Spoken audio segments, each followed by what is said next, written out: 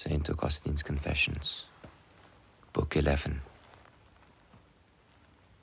Confessions 1. O Lord, since you are outside time and eternity, are you unaware of the things that I tell you? Or do you see in time the things that occur in it? If you see them, why do I lay this lengthy record before you? Certainly it is not through me that you first hear of these things. But by setting them down, I fire my own heart and the hearts of my readers with love of you, so that we all may ask, can any praise be worthy of the Lord's majesty? I have said before, and I shall say again, that I write this book for love of your love.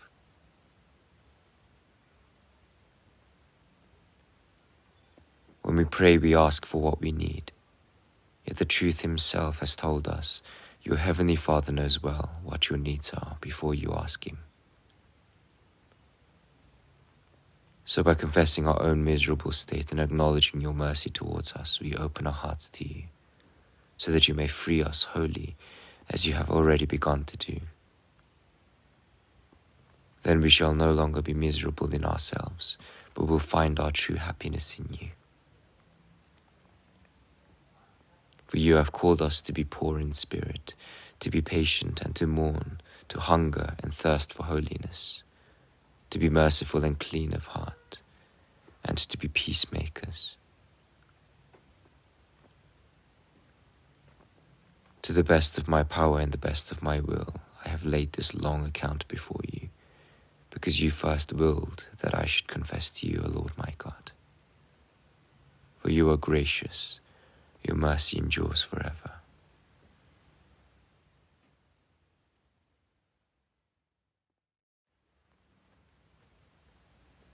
Confessions 2. But if my pen is my spokesman, when shall I be able to tell of all the means you use to make of me a preacher of your word and a minister of your sacrament to your people? When shall I be able to tell how you urged me, how you filled me with fear, how you consoled and guided me?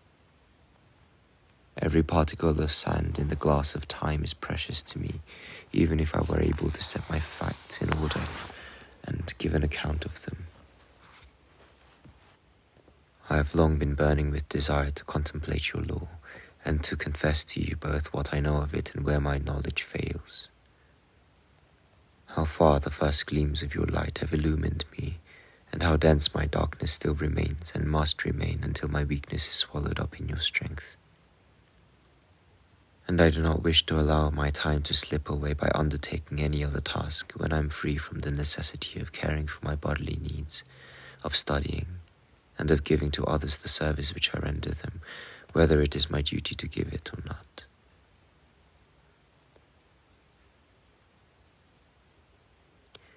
O Lord my God, listen to my prayer. In your mercy grant what I desire, for it is not for myself alone that I so ardently desire it. I wish also that it may serve the love I bear to others. You see in my heart that this is true. Let me offer you in sacrifice the service of my thoughts and my tongue, but first give me what I may offer to you. For I am needy and poor, but you who care for us, yet are free from care for yourself, have enough and to spare for all those who call upon you. Circumcise the lips of my mind and my mouth, purify them of all rash speech and falsehood. Let your scriptures be my chaste delight. Let me not deceive myself in them, nor deceive others about them. Hear me, O Lord. Have mercy on me, O Lord my God, light of the blind and strength of the weak, light, too, of those who see and strength of the strong. Listen to my soul as it cries from the depths. For if you are not there to hear us even in our deepest plight, what is to become of us? To whom shall we cry? Yours is the day, yours the night. No moment of time passes except by your will. Grant me some part of it for my meditations on the secrets of your law. Do not close your door to those who knock. Do not close the book of your law to me. For it was not to no purpose that you willed that the hidden mysteries of all its many pages should be written down, nor is this forest without its deer, which repair to it and there refresh themselves, roaming at will and browsing upon its pastures, and lying there to chew the cud. O Lord, perfect your work in me. Open to me the pages of your book. Your voice is my joy, a greater joy than any profusion of worldly pleasures. Give me what I love, for truly I love it, and this love too was your gift. Do not abandon what you have given me. Do not scorn what you have planted when it is parched with thirst for you. Let me acknowledge as yours whatever I find in your books. Let me listen to the sound of your praises. Let me drink you in and contemplate the wonders of your law from the very beginning, when you made heaven and earth, to the coming of your kingdom, when we shall be forever with you in your holy city.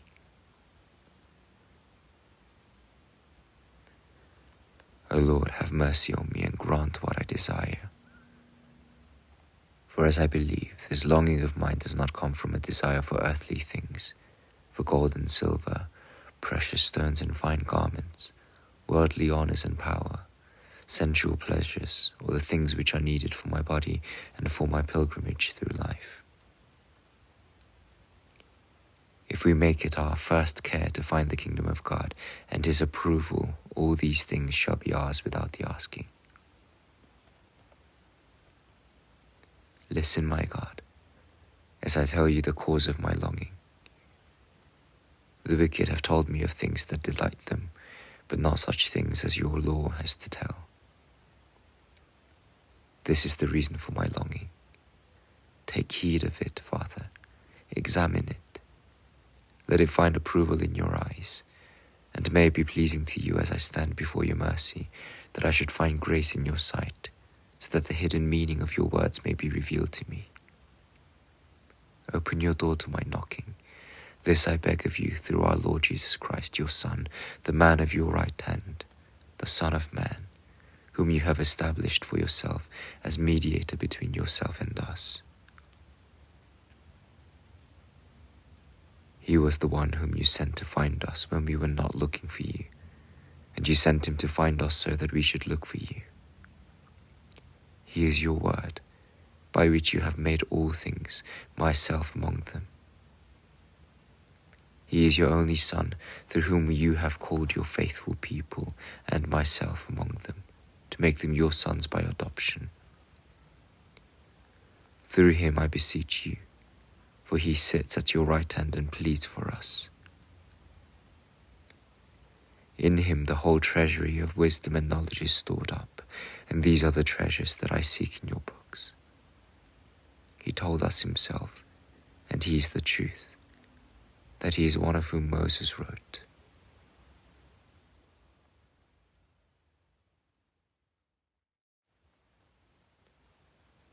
Confessions 3.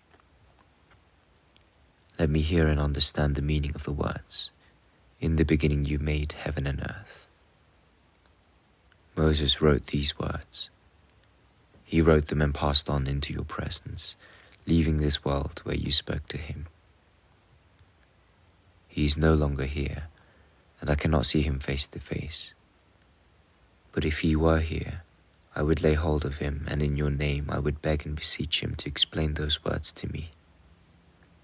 I would be all ears to catch the sounds that fell from his lips. If he spoke in Hebrew, his words would strike my ear in vain, and none of their meaning would reach my mind. If he spoke in Latin, I should know what he said. But how should I know whether what he said was true? If I knew this too, it could not be from him that I got such knowledge. But deep inside me, in my most intimate thought, truth, which is neither Hebrew nor Greek nor Latin, nor any foreign speech, would speak to me, though not in syllables formed by lips and tongue. It will whisper, he speaks the truth, at once I should be assured.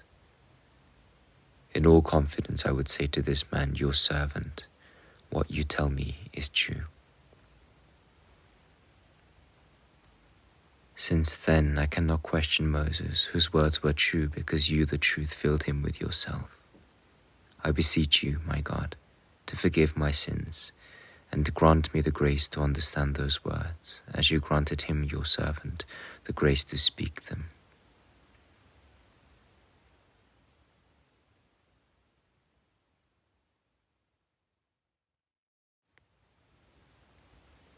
Confessions 4. Earth and the heavens are before our eyes. The very fact that they are there proclaims that they were created, for they are subject to change and variation, whereas if anything exists that was not created, there is nothing in it that was not there before. And the meaning of change and variation is that something is there which was not there before. Earth and the heavens also proclaim that they did not create themselves. We exist, they tell us, because we were made. And this is proof that we did not make ourselves, for to make ourselves we should have had to exist before our existence began. And the fact that they plainly do exist is the voice which proclaims the truth. It was you then, O Lord, who made them, you who are beautiful, for they too are beautiful. You who are good, for they too are good. You who are, for they too are. But they are not beautiful and good as you are beautiful and good. Nor do they have their being as you, their Creator, have your being. In comparison with you, they have neither beauty nor goodness nor being at all. This we know, and thanks be to you for this knowledge. But our knowledge, compared with yours, is ignorance.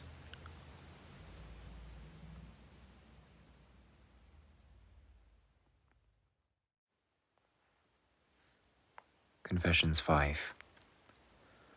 But by what means did you make heaven and earth? What tool did you use for this vast work?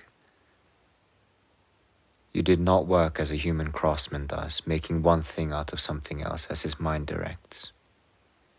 His mind can impose upon his material whatever form it perceives within itself by its inner eye. But how could his mind do this unless it was because you had made it? It imposes this form upon a substance which already exists and already has being, such as clay or stone, wood or gold, or any other material of this sort. But how could these materials have come to be unless you had given them their being? It was you who made the craftsman's body and the mind which controls his limbs. It was you who made the material from which he makes his goods. It was you who made the intelligence by which he masters his craft and visualizes whatever he is to make. It was you who made his physical senses, which are the channels through which his mental picture of the thing he is making is transmitted to the material. They then relay the finished product to his mind, so that by referring it to the truth, which presides there as arbiter, it may decide whether it is well or badly made. All these things proclaim your glory as their creator, O God. But how do you create them? How did you make heaven and earth? Clearly it was not in heaven or on earth that you made them. Nor was it in the air or beneath the sea, because these are part of the domain of heaven and earth. Nor was it in the universe that you made the universe, because until the universe was made, there was no place where it could be made. Nor did you have in your hand any matter from which you could make heaven and earth, for where could you have obtained matter which you had not yet created, in order to use it as material for making something else? Does anything exist by any other cause than that you exist? It must, therefore, be that you spoke and they were made. In your word alone you created them.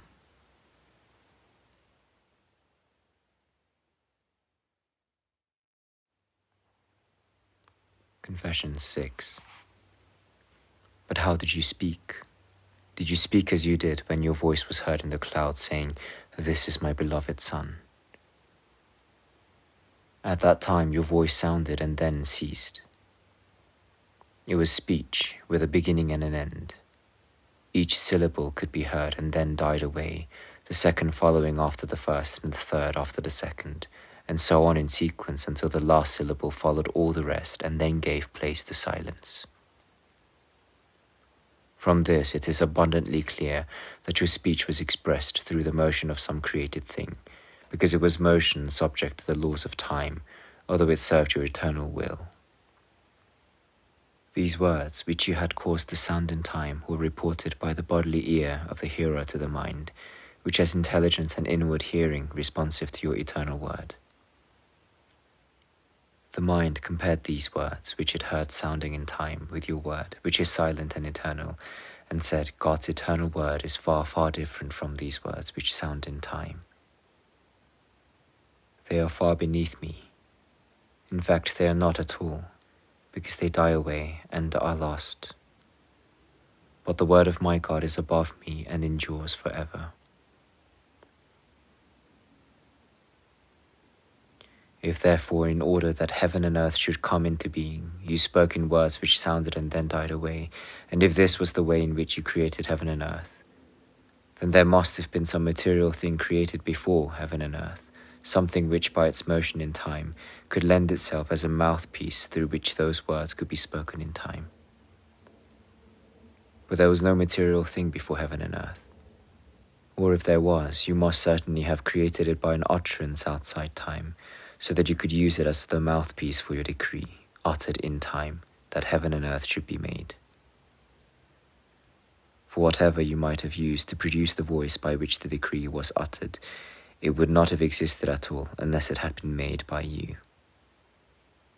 But to create a material thing which could be used to give voice to the decree, what word did you speak?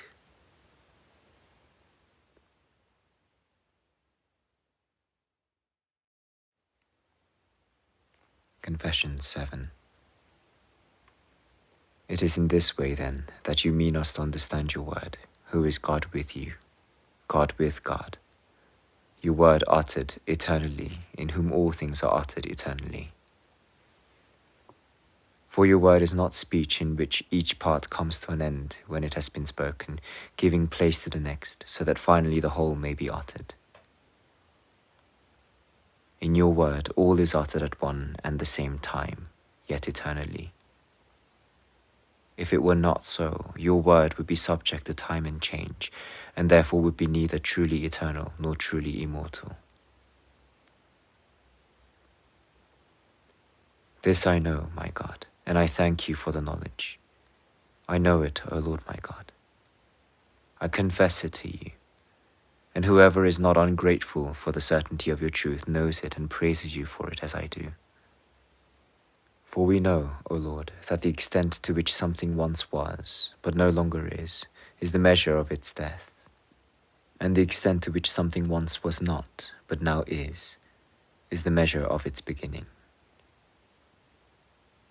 Your word then in no degree either gives place to anything or takes the place of anything, because it is truly immortal and eternal. Therefore it is by a word co-eternal with yourself that you say all that you say. You say all at one and the same time, yet you say all eternally. And it is by this word that all things are made, which you say are to be made. You create them by your word alone and in no other way. Yet the things which you create by your word do not all come into being at one and the same time, nor are they eternal.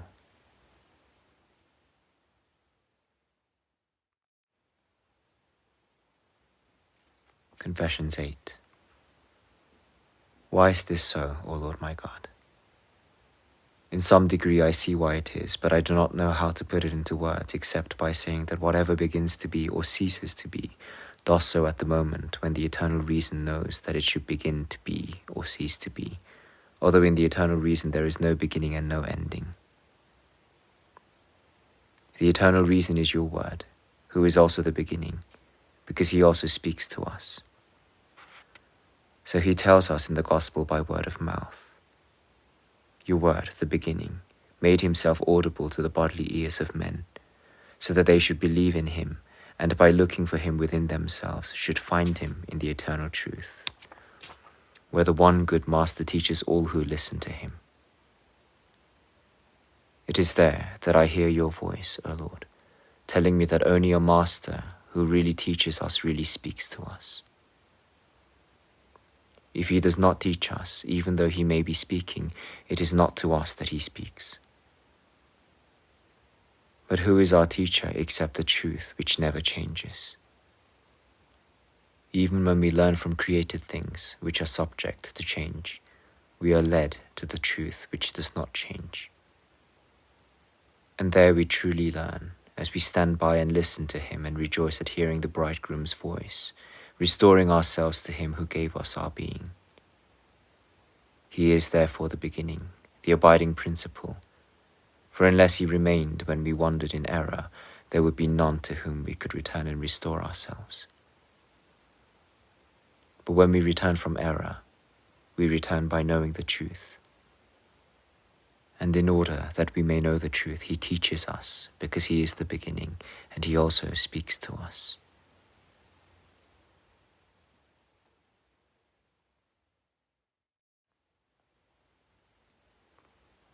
Confessions 9.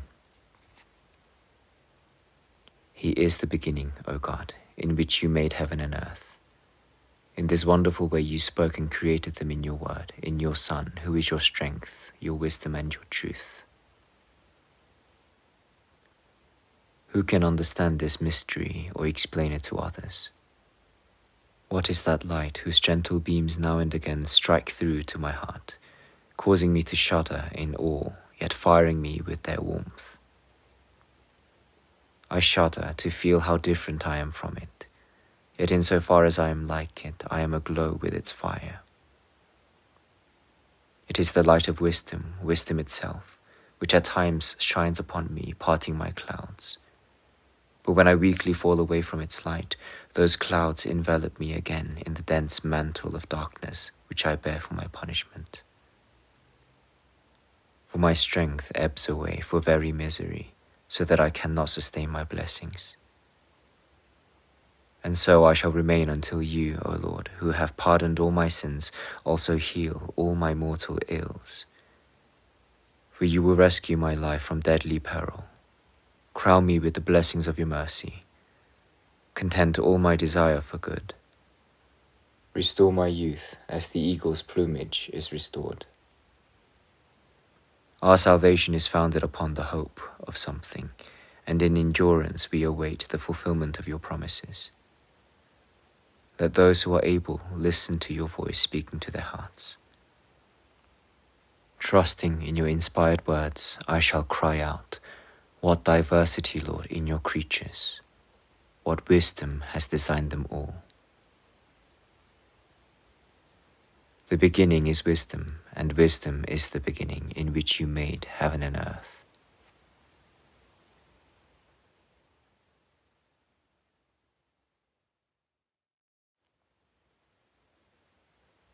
Confessions 10. Those who ask what was God doing before he made heaven and earth are still steeped in error which they should have discarded. If he was at rest, they say, and doing nothing, why did he not continue to do nothing forevermore, just as he had always done in the past?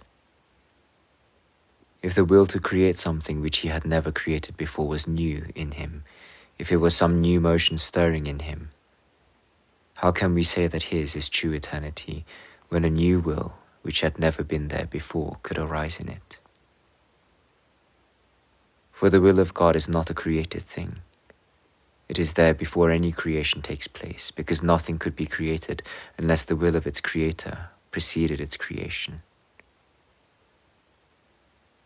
The will of God, then, is part of his substance. Yet if something began to be in God's substance, something which had not existed beforehand, we could not rightly say that his substance was eternal.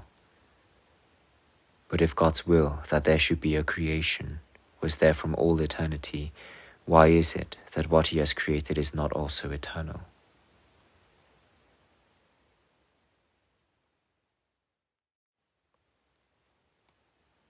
Confessions 11. People who speak in this way have not learnt to understand you, wisdom of God, light of our minds. They do not yet understand how the things are made which come to be in you and through you. Try as they may to savour the taste of eternity, their thoughts still twist and turn upon the ebb and flow of things in past and future time. But if only their minds could be seized and held steady, they would be still for a while, and for that short moment they would glimpse the splendour of eternity which is forever still. They would contrast it with time, which is never still, and see that it is not comparable. They would see that time derives its length only from a great number of movements constantly following one another into the past, because they cannot all continue at once. But in eternity, nothing moves into the past. All is present. Time, on the other hand, is never all present at once. The past is always driven on by the future. The future always follows on the heels of the past, and both the past and the future have their beginning and their end in the eternal present. If only men's minds could be seized and held still, they would see how eternity, in which there is neither past nor future, determines both past and future time. Could mine be the hand strong enough to seize the minds of men? Could any words of mine have power to achieve so great a task?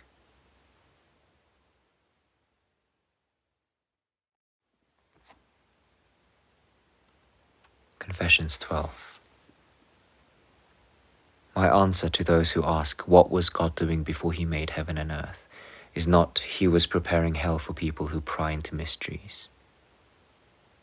This frivolous retort has been made before now, so we are told, in order to evade the point of the question.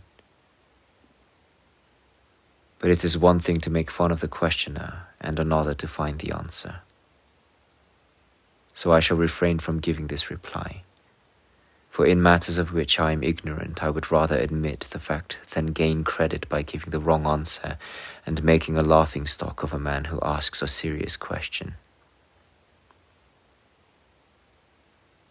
Instead of this, I will say that you, my God, are the creator of all creation, and if we mean the whole of creation when we speak of heaven and earth, I unreservedly say that before he made heaven and earth, God made nothing. For if he did make anything, could it have been anything but a creature of his own creation?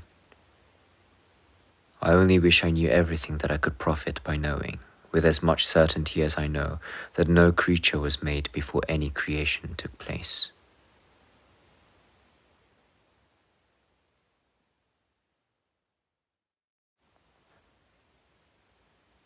Confessions 13. A fickle-minded man, whose thoughts were all astray because of his conception of time past, might wonder why you, who are God Almighty, creator of all, sustainer of all, and maker of heaven and earth, should have been idle and allowed countless ages to elapse before you finally undertook the vast work of creation. My advice to such people is to shake off their dreams and think carefully, because their wonder is based on a misconception. How could those countless ages have elapsed when you, the Creator, in whom all ages have their origin, had not yet created them? What time could there have been that was not created by you? How could time elapse if it never was? You are the maker of all time. If then there was any time before you made heaven and earth, how can anyone say that you were idle? You must have made that time, for time could not elapse before you made it. But if there was no time before heaven and earth were created, how can anyone ask what you were doing then? If there was no time, there was no then. Furthermore, although you were before time, it is not in time that you preceded. If this were so, you would not be before all time, It is in eternity, which is supreme over time, because it is a never-ending present, that you are at once before all past time and after all future time. For what is now the future, once it comes, will become the past, whereas you are unchanging, your years can never fail. Your years neither go nor come, but our years pass and others come after them, so that they all may come in their turn. Your years are completely present to you all at once, because they are at a permanent standstill. They do not move on, forced to give way before the advance of others, because they never pass at all. But our years will all be complete only when they have all moved into the past. Your years are one day, yet your day does not come daily but is always today, because your today does not give place to any tomorrow, nor does it take the place of any yesterday.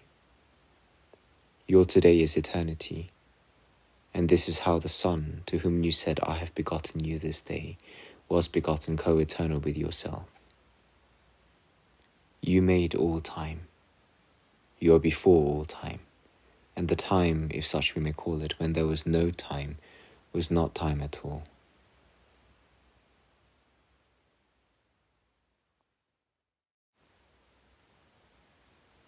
Confessions 14. It is therefore true to say that when you had not made anything, there was no time, because time itself was of your making. And no time is co-eternal with you, because you never change, whereas if time never changed, it would not be time. What then is time? There can be no quick and easy answer, for it is no simple matter even to understand what it is, let alone find words to explain it. Yet in our conversation, no word is more familiarly used or more easily recognized than time. We certainly understand what is meant by the word both when we use it ourselves and when we hear it used by others. What then is time? I know well enough what it is, provided that nobody asks me. But if I am asked what it is and try to explain, I am baffled. All the same, I can confidently say that I know that if nothing passed, there would be no past time. If nothing were going to happen, there would be no future time. And if nothing were, there would be no present time. Of these three divisions of time, then, how can two, the past and the future, be, when the past no longer is and the future is not yet? As for the present, if it were always present and never moved on to become the past, it would not be time but eternity. If, therefore, the present is time only by reason of the fact that it moves on to become the past, how can we say that even the present is, when the reason why it is that it is not to be? In other words, we cannot rightly say that time is, except by reason of its impending state of not being.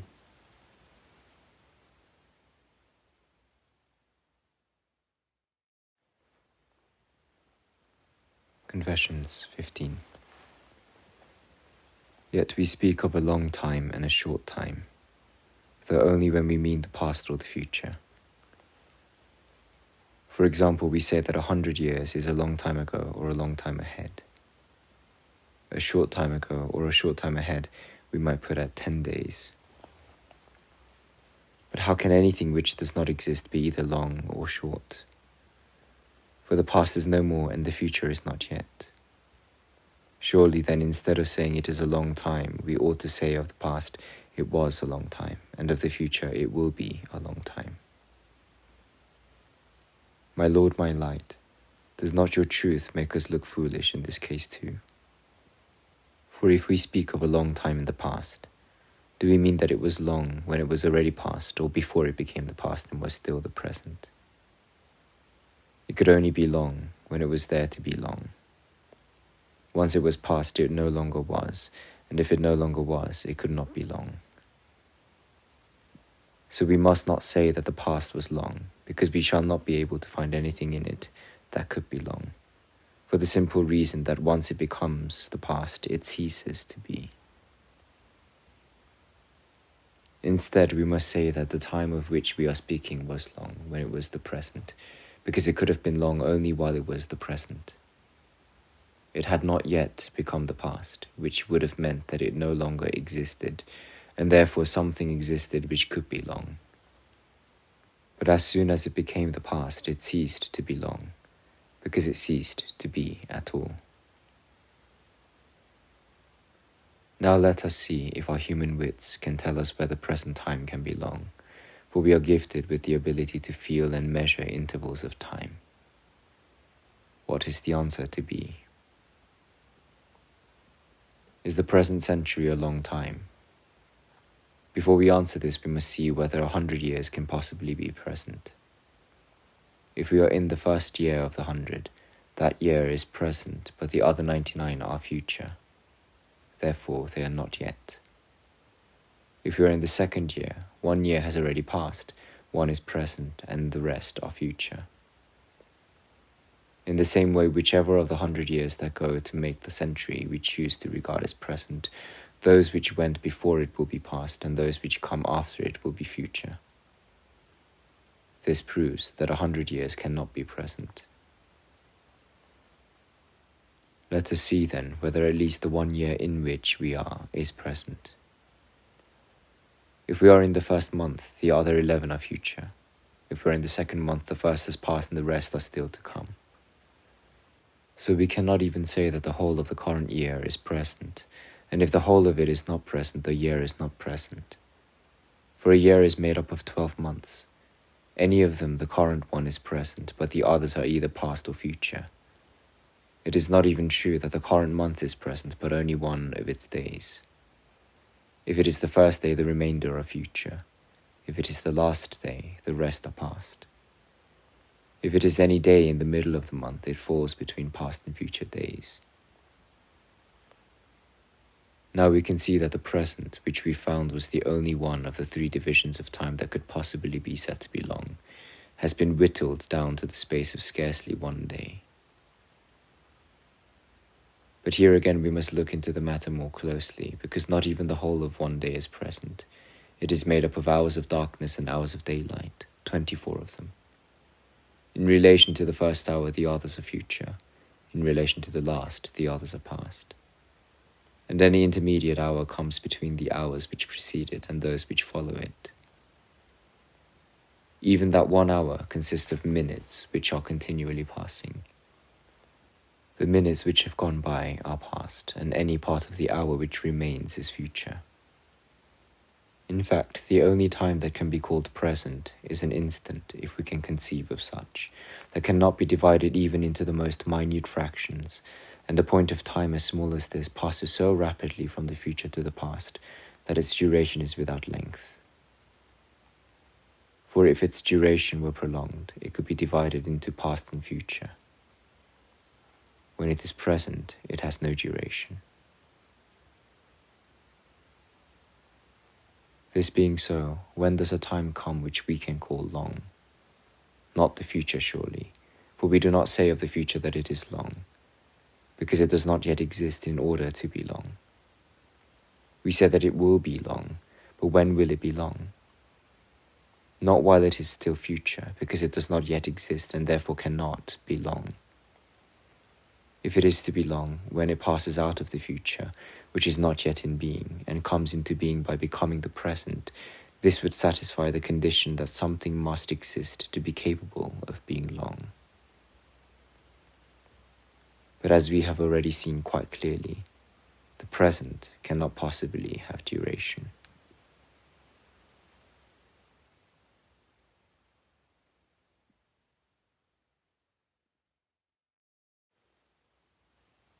Confessions 16.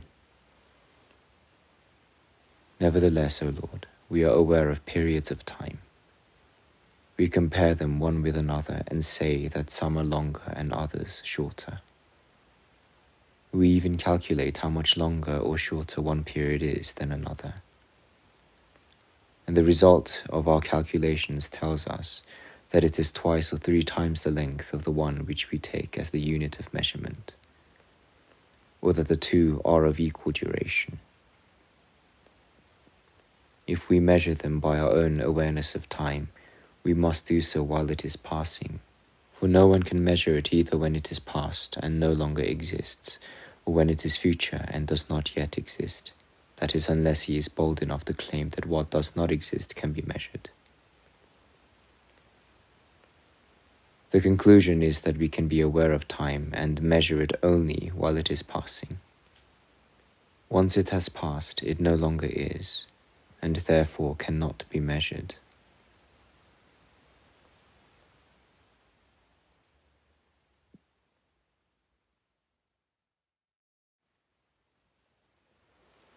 Confession 17. These are tentative theories, Father, not downright assertions. O God, be my judge and my guide. As a boy, I learned that there were 3 divisions of time, past, present, and future, and later on I taught the same lesson to other boys. But there might be people who would maintain that there are not 3 divisions of time, but only one, the present, because the other 2 do not exist.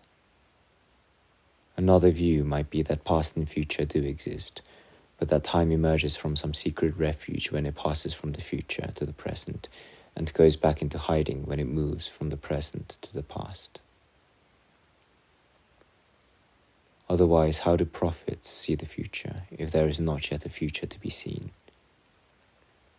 It is impossible to see what does not exist. In the same way, people who describe the past could not describe it correctly unless they saw it in their minds, and if the past did not exist, it would be impossible for them to see it at all. Therefore, both the past and the future do exist.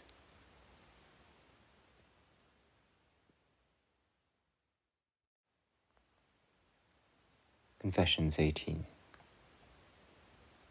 O Lord, my hope, allow me to explore further. Do not let me grow confused and lose track of my purpose. If the future and the past do exist, I want to know where they are. I may not yet be capable of such knowledge, but at least I know that wherever they are not there as future or past, but as present. For if wherever they are future, they do not yet exist. If past, they no longer exist. So wherever they are and whatever they are, it is only by being present that they are.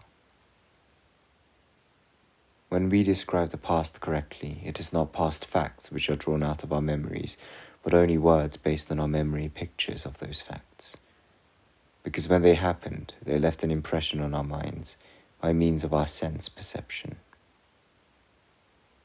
My own childhood, which no longer exists, is in past time, which also no longer exists. But when I remember those days and describe them, it is in the present that I picture them to myself, because their picture is still present in my memory. Whether some similar process enables the future to be seen, some process by which events which have not yet occurred become present to us by means of already existing images of them, I confess, my God, that I do not know. But at least I know that we generally think about what we're going to do before we do it, and this preliminary thought is in the present, whereas the action which we premeditate does not yet exist because it is future. Once we have set to work and started to put our plans into action, that action exists, because it is now not future but present. By whatever mysterious means it may be that the future is foreseen, it is only possible to see something which exists. And whatever exists is not future but present. So when we speak of foreseeing the future, we do not see things which are not yet in being, that is, things which are future, but it may be that we see their causes or signs which are already in being. In this way, they are not future but present to the eye of the beholder, and by means of them the mind can form a concept of things which are still future and thus is able to predict them. These concepts already exist, and by seeing them present in their minds, people are able to foretell the actual facts which they represent. Let me give one example of the many from which I could choose. Suppose that I'm watching the break of day. I predict that the sun is about to rise. What I see is present, but what I foretell is future. I do not mean that the sun is future, for it already exists, but that its rise is future, because it has not yet happened. But I could not foretell the sunrise unless I had a picture of it in my mind, just as I have at this moment while I'm speaking about it. Yet the dawn, which I see in the sky, is not the sunrise, although it precedes it, nor is the picture which I have in my mind the sunrise. But both the dawn and my mental picture are seen in the present, and it is from them that I am able to predict the sunrise, which is future. The future, then, is not yet. It is not at all, and if it is not at all, it cannot possibly be seen. But it can be foretold from things which are present, because they exist now and can therefore be seen.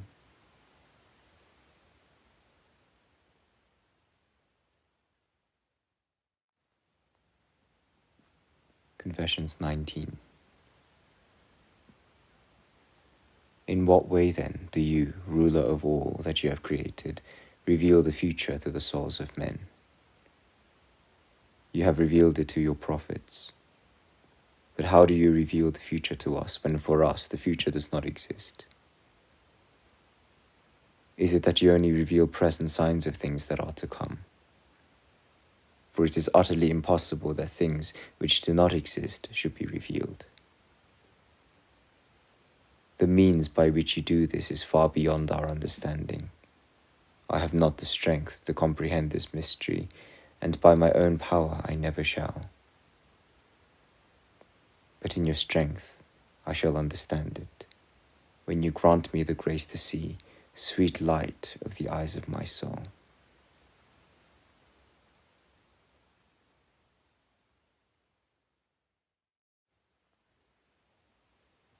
Confessions 20. From what we have said, it is abundantly clear that neither the future nor the past exist, and therefore it is not strictly correct to say that there are 3 times, past, present, and future. It might be correct to say that there are 3 times, a present of past things, a present of present things, and a present of future things. Some such different times do exist in the mind, but nowhere else that I can see. The present of past things is the memory. The present of present things is direct perception. And the present of future things is expectation. If we may speak in these terms, I can see 3 times, and I admit that they do exist. By all means, then, let us speak of 3 times, past, present, and future. Incorrect though it is, let us comply with usage. I shall not object or argue, nor shall I rebuke anyone who speaks in these terms, provided that he understands what he is saying and does not imagine that the future or the past exists now.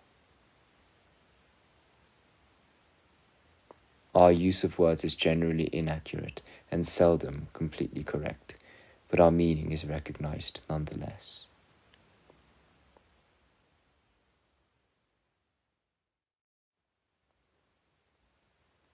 Confessions 21. I said just now that we measure time as it passes. This enables us to say that a given space of time is twice as long as whatever period we take as the unit of measurement, or that the two are of equal duration, and we apply the same principle to any other space of time that we are able to measure. As I said, we measure time while it is passing. If I am asked how I know this, my answer is that I know it because we do measure time. We could not measure a thing which did not exist, and time does not exist when it is past or future. How then do we measure present time when present time has no duration? It must be measured while it is in process of passing. It cannot be measured after it has passed, because nothing then exists to be measured. But while we are measuring it, where is it coming from? What is it passing through, and where is it going? It can only be coming from the future, passing through the present, and going into the past. In other words, it is coming out of what does not yet exist, passing through what has no duration, and moving into what no longer exists.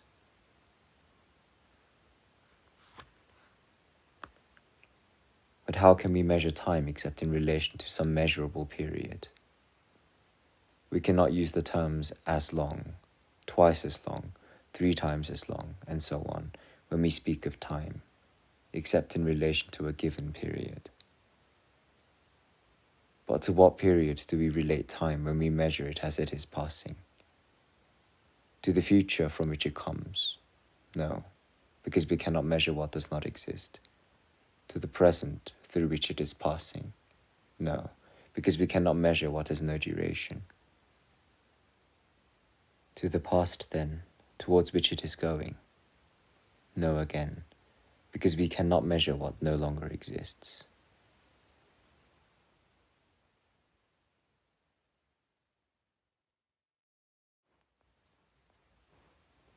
Confessions 22. My mind is burning to solve this intricate puzzle. O Lord my God, good Father, it is a problem at once so familiar and so mysterious. I long to find the answer. Through Christ, I beseech you, do not keep it hidden away, but make it clear to me. Let your mercy give me light. To whom am I to put my questions? To whom can I confess my ignorance with greater profit than to you? For my burning desire to study your scriptures is not displeasing to you. Grant me what I love, for it was your gift that I should love it. Grant me this, Father, for you know well enough how to give your children what is good for them. Grant me this, for I have set myself to read the riddle, but it will prove a hard search until you reveal it to me. Through Christ I beseech you, in the name of him who is the Holy of Holies, let no man stand in my way. I trust, and trusting, find words to utter. This is my hope, and for this I live, that I may gaze at the beauty of the Lord. You have measured my years with a brief span. They pass away, but how they pass I do not know.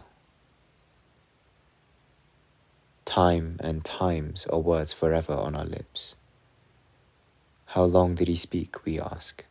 How long did he take to do that? How long it is since I have seen it? This syllable is twice the length of that. We use these words and hear others using them. They understand what we mean and we understand them. No words could be plainer or more commonly used. Yet their true meaning is concealed from us. We have still to find it out.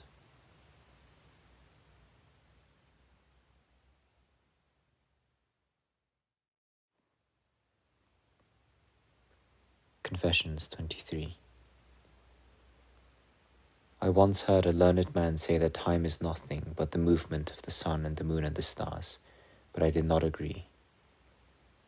Would it not be more likely that time was the movement, not only of heavenly bodies, but of all other bodies as well? If all the lights of the sky ceased to move, but the potter's wheel continued to turn, would there not still be time by which we could measure its rotations? Should we no longer be able to say that it turned with a regular rhythm, or that its speed varied, or that some turns took more and others less time? When we said this, should we not be speaking in time? And would not our words consist of syllables of unequal length, simply because more time is required for the pronunciation of some than of others?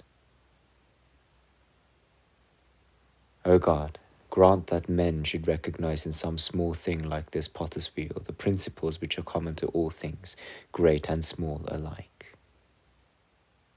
There are stars and other lights in the sky, set there to be portents and be the measures of time, to mark out the day and the year. This much is plain, But if I cannot claim that a turn of that little wooden wheel is one day, neither can the learned assert that it is not time at all. My problem is to discover the fundamental nature of time and what power it has. It is by time that we measure the movement of bodies. For example, we say that one movement takes twice the time that another takes. By the word day, we mean not only the length of time that the sun remains in the sky above the earth, which determines the difference between night and day, but also the time of its complete circuit from sunrise to sunrise. It is this period that we mean when we say that a given number of days has gone by, because the nights are not counted separately but are reckoned as included in the days.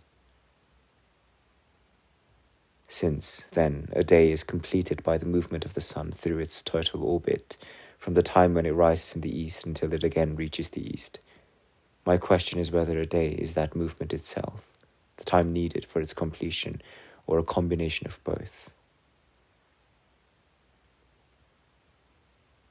If a day were the movement of the sun through a whole circuit, there would still be a day even if the sun completed its course in a space of time as short as 1 hour. If, on the other hand, a day were the length of time which the sun actually takes to complete its circuit, it would not be a day if the period between one sunrise and the next were as short as 1 hour. In this case, the sun would have to circle the earth 24 times to make one day. If, according to the third hypothesis, the movement of the sun and the time it takes to complete its circuit together constituted a day, there would be a day neither if the sun travelled through its complete orbit in the space of 1 hour, nor if it stood still, while as much time passed as the sun regularly takes to circle the earth between one morning and the next. But for the present, I shall not inquire what it is that we call a day. I shall confine myself to asking what time is, for it is by time that we measure the course of the sun.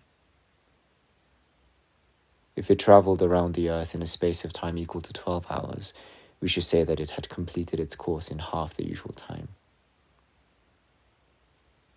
By comparing the two times, we should say that if 12 hours were taken as a single period, 24 hours was a double period. And this calculation would hold good, whether the sun completed its circuit from the east round to the east again in the single or the double period on different occasions. I cannot therefore accept the suggestion that time is constituted by the movement of heavenly bodies, because although the sun once stood still in answer to a man's prayer, so that he could fight on until victory was his, the sun indeed stood still, but time continued to pass. The battle went on for as long as was necessary, and was then over. I see time, therefore, as an extension of some sort. But do I really see this, or only seem to see it? You will make it clear to me, my light and my truth.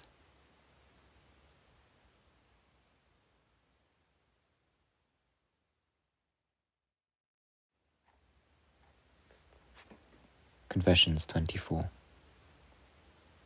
It is not your will that I should agree to the proposition that time is constituted by the movement of a material body. For no body moves except in time. I hear your voice which tells me this. But it is not your voice which tells me that the movement of a body itself constitutes time. For when a body moves, it is by time that I measure how long its motion lasts, from the time when it begins to move until its movement ceases. If I do not see when its movement begins, and if its movement continues after I have ceased to watch, so that I do not see when it ends, I am not able to measure it except perhaps from the time when I began to watch until the time when I cease watching. If I watch it for any length of time, I can only say that its movement lasts a long time. I cannot say how long that time is, because we can only say how long time is when we compare it with a given standard. For example, we say that one period is as long or twice as long as another, and so on. But if we can mark the point in space between which a moving body travels, or in the case of a body rotating upon its own axes, the distance through which its parts are moving, we can say how much time is needed for the body to complete its movement between the 2 points, or for its parts to complete their revolution. It is clear, then, that the movement of a body is not the same as the means by which we measure the duration of its movement. This being so, it must be obvious which of the two ought more properly to be called time. The same body may move at different speeds, and sometimes it is at rest, and we measure not only its motion but also its rest by means of time. We say that it was at rest for the same length of time as it was in motion, or that it stood still for 2 or 3 times as long as it moved, and so on, whether we make an exact calculation or a rough estimate, more or less, as the saying goes. Time, therefore, is not the movement of a body.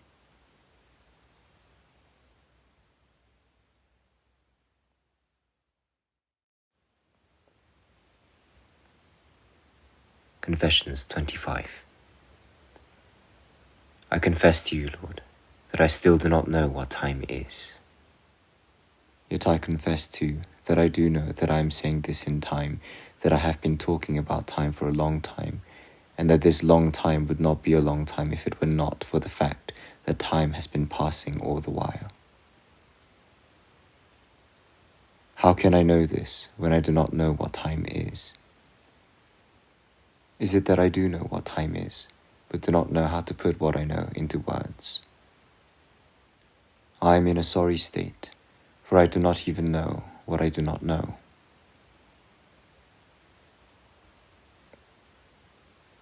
My God, I am in your presence. You see that I do not lie, for I say only what is in my heart.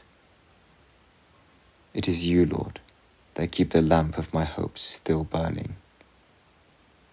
Shine on the darkness about me.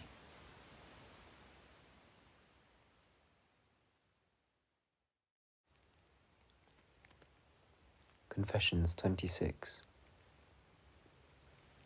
Does my soul speak the truth to you when I say that I can measure time? I do indeed measure it, but I do not know what I measure. By means of time, I measure the movement of bodies. Does this not mean that I measure time itself? Could I measure the movement of a body, that is, measure how long the movement lasted and how long the body took to move between 2 points, unless I measure the time in which it moved? If this is so, what means do I use to measure time? Do we measure longer periods of time by means of shorter ones, as we measure yards by means of feet? This is how we measure the duration of a long syllable, for we compare it with a short one and conclude that it is twice as long. We use the same method when we measure the length of a poem by the lengths of the lines by the lengths of the feet, the length of the feet by the lengths of the syllables, and the lengths of the long syllables by the lengths of the short ones. We do not measure them by pages. That would give us a measurement in terms of space, not time, but by the pronunciation as they are read. This enables us to say this is a long poem because it consists of so many lines. The lines are long because they each consist of so many feet. The feet are long because they each contain so many syllables. This or that syllable is long because it is the double of a short one. Even so, this is not an accurate means of measuring time, because it can happen that a short line spoken slowly may take longer to recite than a long one spoken hurriedly. The same applies to a whole poem, a foot, or even a single syllable. It seems to me, then, that time is merely an extension, though of what it is an extension I do not know. I begin to wonder whether it is an extension of the mind itself. Tell me, my God, I beseech you, what is it that I am measuring when I say either by a rough computation that one period of time is longer than another, or with more precision, that it is twice as long. I know that I'm measuring time, but I'm not measuring the future because it does not yet exist, nor the present because it has no extent, nor the past because it no longer exists. Am I measuring time which is in process of passing but has not yet passed? This was the suggestion which I put forward before.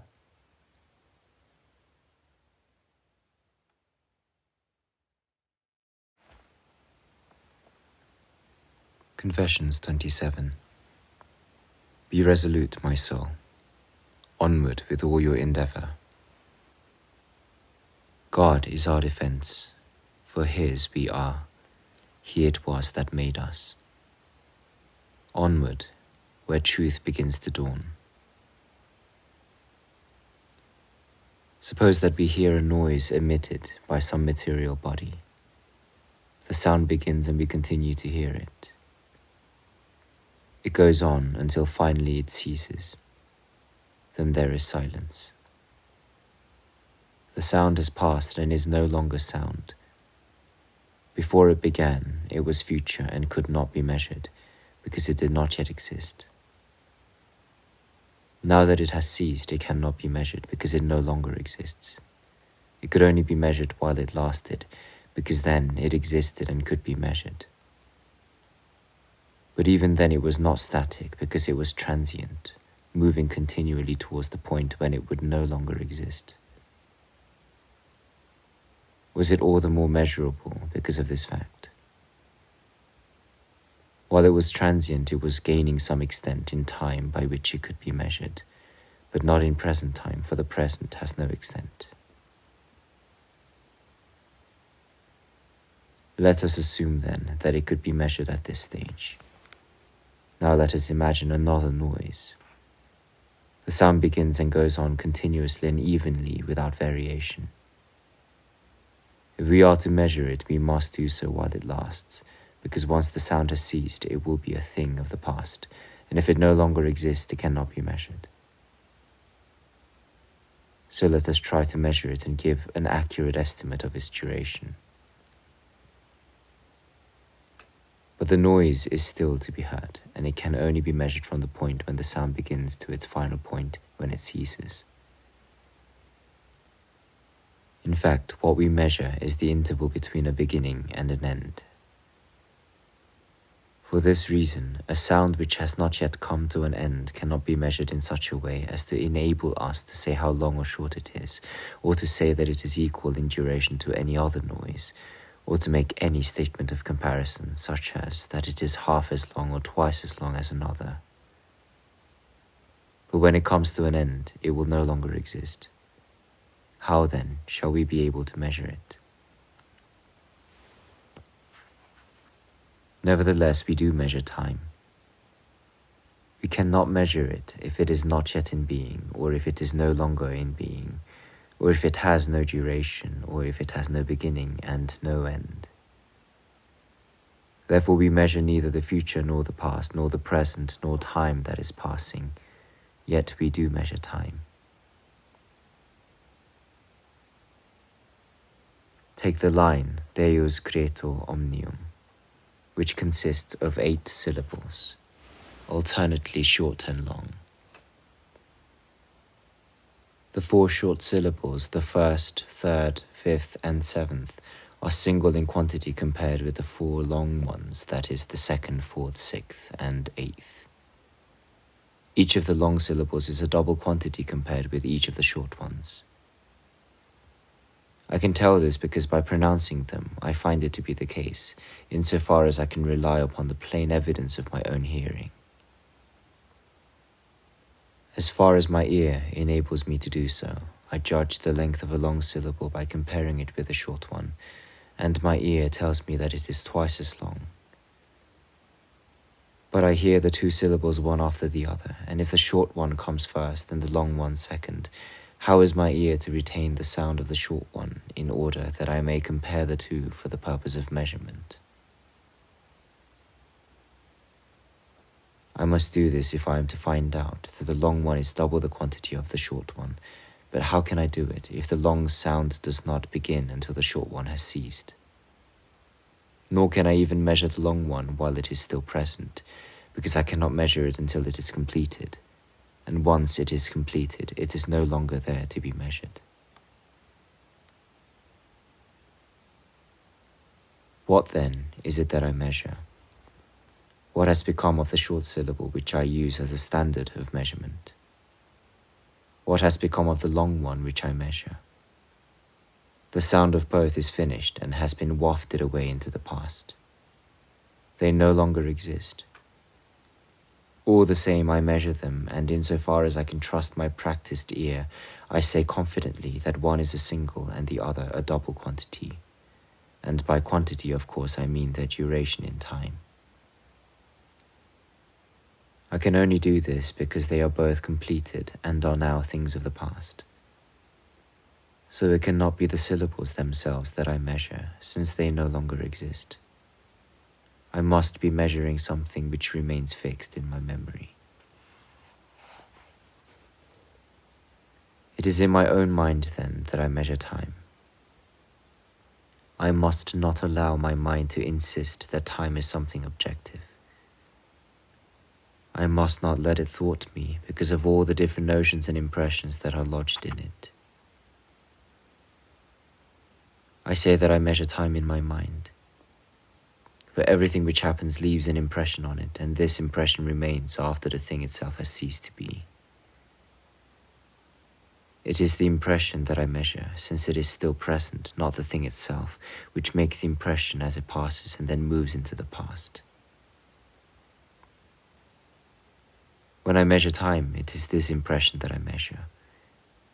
Either, then, this is what time is, or else I do not measure time at all. When we measure silences and say that a given period of silence has lasted as long as a given period of sound, we measure the sound mentally, as though we could actually hear it. And this enables us to estimate the duration of the periods of silence. Even without opening our mouths or speaking at all, we can go over poems and verses and speech of any sort in our minds, and we can do the same with measurable movement of any kind. We can estimate that one poem takes proportionately more or less time than another, just as if we were reciting them both aloud. If a man wishes to utter a prolonged sound and decides beforehand how long he wants it to be, he allows this space of time to elapse in silence, commits it to memory, and then begins to utter the sound. It sounds until it reaches the limit set for it, or rather, I should not use the present tense and say that it sounds, but the past and the future, saying that it both has sounded and will sound. For as much of it as has been completed at any given moment has sounded, and the rest will sound. In this way the process continues to the end. All the while the man's attentive mind, which is present, is relegating the future to the past. The past increases in proportion as the future diminishes, until the future is entirely absorbed, and the whole becomes past.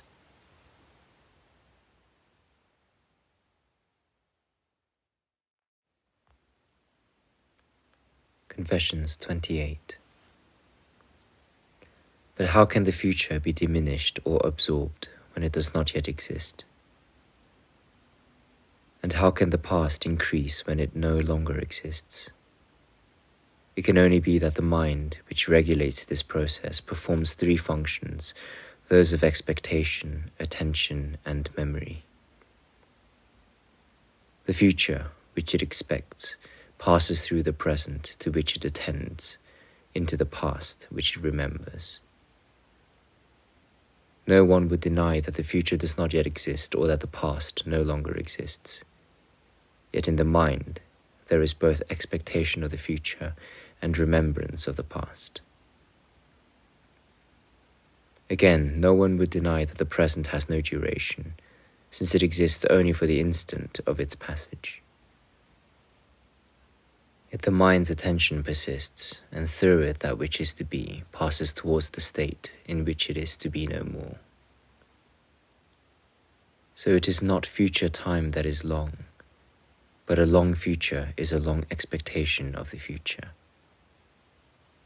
And past time is not long because it does not exist, but a long past is a long remembrance of the past.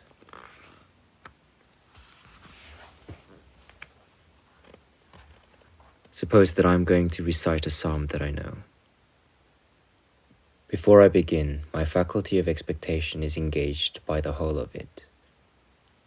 But once I have begun, as much of the psalm as I have removed from the province of expectation and relegated to the past now engages my memory, and the scope of the action which I am performing is divided between the two faculties of memory and expectation. The one looking back to the part which I have already recited, the other looking forward to the part which I have still to recite. But my faculty of attention is present all the while, and through it passes what was the future in the process of becoming the past. As the process continues, the province of memory is extended in proportion as that of expectation is reduced, until the whole of my expectation is absorbed. This happens when I have finished my recitation and it has all passed into the province of memory. What is true of the whole psalm is also true of all its parts and of each syllable. It is true of any longer action in which I may be engaged and of which the recitation of the psalm may only be a small part. It is true of a man's whole life, of which all his actions are parts. It is true of the whole history of mankind, of which each man's life is a part.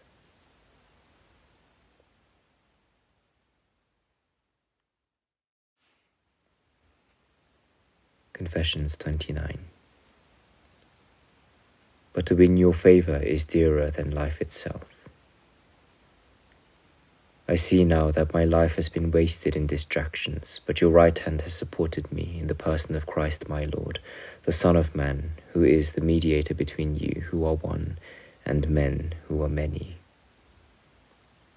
He has upheld me in many ways and through many trials, in order that through him I may win the mastery, as he has won the mastery over me. In order that I may be rid of my old temptations and devote myself only to God's single purpose, forgetting what I have left behind.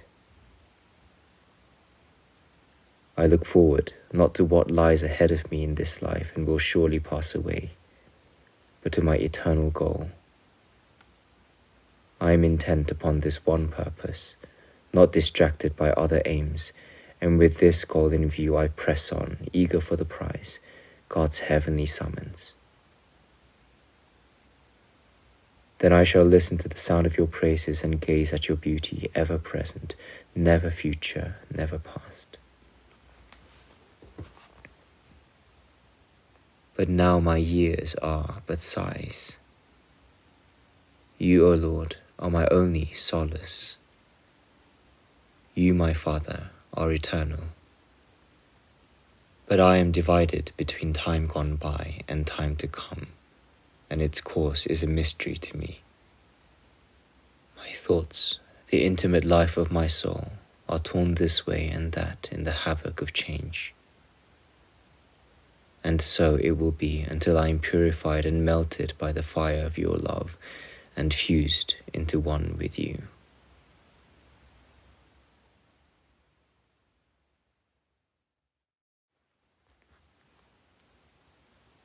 Confessions 30. Then I shall be cast and set firm in the mould of your truth. I shall no longer suffer the questions of men who, for their punishment, are sick of a disease which makes them thirst for more than they can drink. So that they ask, what was God doing before he made heaven and earth? Or how did it occur to God to create something when he had never created anything before? Grant them, O Lord, to think well what they say and to recognize that never has no meaning when there is no time. If a man is said never to have made anything, it can only mean that he made nothing at any time.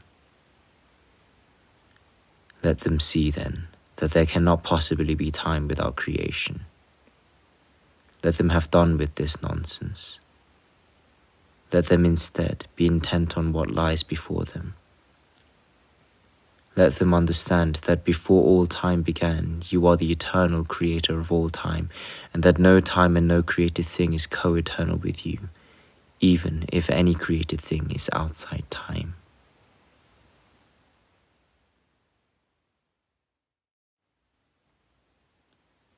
Confessions 31. O Lord my God, how deep are your mysteries! How far from your safe haven have I been cast away by the consequences of my sins!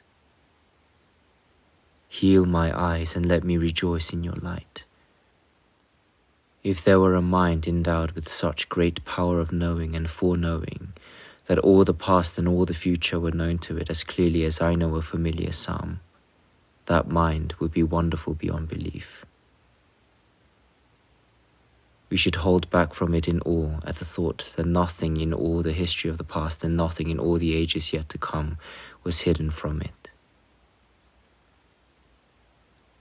It would know all this as surely as when I sing the psalm, I know what I have already sung and what I have still to sing, how far I am from the beginning and how far from the end.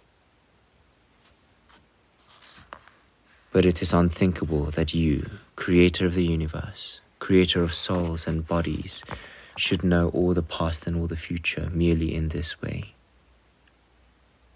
Your knowledge is far more wonderful, far more mysterious than this. It is not like the knowledge of a man who sings words well known to him or listens to another singing a familiar psalm.